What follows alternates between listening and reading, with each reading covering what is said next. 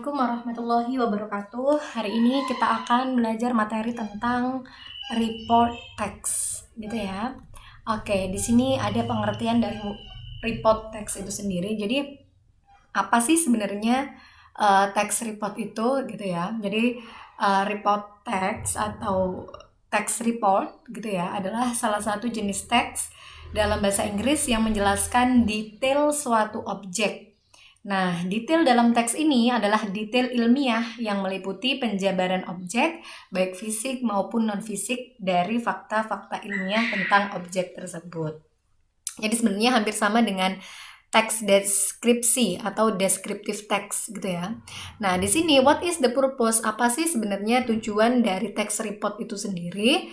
Report text di sini termasuk ke dalam descriptive text. Jadi hampir sama dengan teks deskripsi, gitu ya, yang memiliki tujuan untuk memberikan informasi-informasi kepada pembaca mengenai objek dari teks sendiri. Meskipun report text dan description text atau descriptive text memang hampir sama, namun sebenarnya dua teks ini berbeda. Report text cenderung mengarah ke teks faktual ilmiah dan lebih umum dibandingkan dengan description text, sehingga tidak ada opini subjektif dari penulis, gitu ya. Jadi kalau perbedaan, gitu ya, intinya kan mereka hampir sama, cuman ternyata mereka ada perbedaannya juga. Kalau teks report itu cenderung lebih ilmiah. Nah, jadi di situ banyak data-data yang valid atau data-data yang konkret, gitu ya.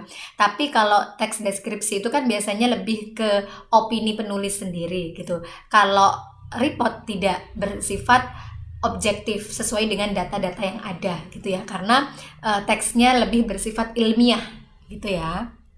Oke, selanjutnya di sini ada generic structure of report text. Karena memang text report dan descriptive text itu sama ya, hampir sama. Jadi susunan teksnya juga hampir sama. Yang pertama yakni bagian general classification. Bagian ini berisi pernyataan umum yang menjelaskan keterangan objek dari report text. Jadi biasanya general classification ini berada di paragraf pertama, gitu ya. Itu biasanya bagian pendahuluan atau pengenalan, gitu. Terus di bagian paragraf berikutnya 2 sampai terakhir kan bebas ya, kita mau buat berapa paragraf, gitu ya. Itu ada yang namanya description, di mana pada bagian ini biasanya memberikan gambaran fenomena atau situasi yang terjadi, baik bagiannya atau sifatnya ataupun tingkah lakunya, gitu ya. Jadi intinya kalau text report ini lebih ilmiah, gitu ya, dan disertai dengan data-data yang valid atau data-data yang konkret, gitu. Oke, selanjutnya di sini ada contoh. Ini contoh text report ya. Ada Jasmine. Ini Jasmine itu kan bunga melati ya.